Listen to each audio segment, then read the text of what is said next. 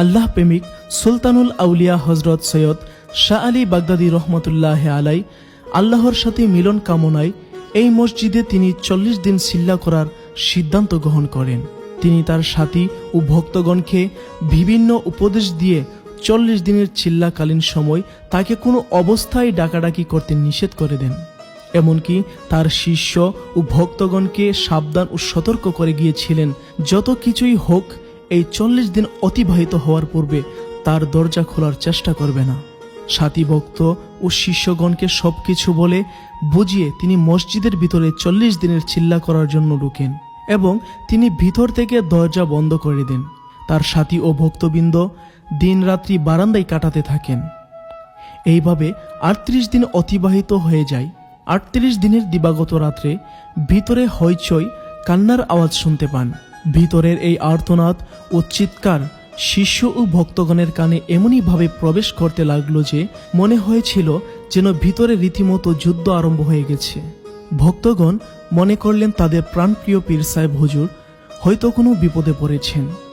ভিতরে পীর সাহেবের বিপদ মনে করে তারা অস্থির হয়ে গেলেন। একদিকে পীর সাহেবের নিষেধ দরজা খোলা, অন্যদিকে ভিতরে পীর সাহেবের বিপদ। এই অবস্থায় 39 দিন দিবসে তারা আর ধৈর্য ধারণ করতে পারলেন না। তখন ভক্তগণ খুজরাখানার মসজিদের দরজা ভেঙে ফেলেন।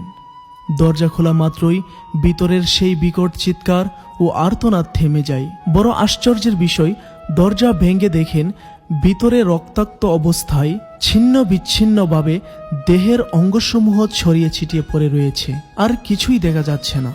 কথিত আছে দেহের ছিন্ন বিচ্ছিন্ন অংশগুলো হতে আল্লাহু আল্লাহু জিকিরের আওয়াজ হতেছিল।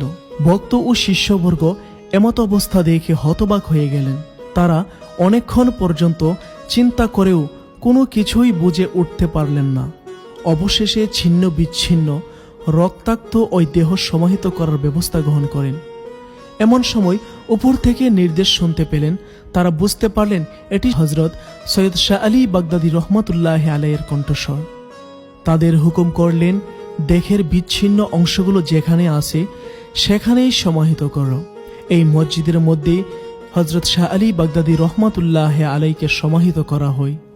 সেই হতে এই মসজিদটি সুলতানুল আউলিয়া হজরত সৈয়দ শাহ আলী বাগদাদী রহমতুল্লাহ আলাইয়ের মাজার শরীফ রূপে পরিণত হয়।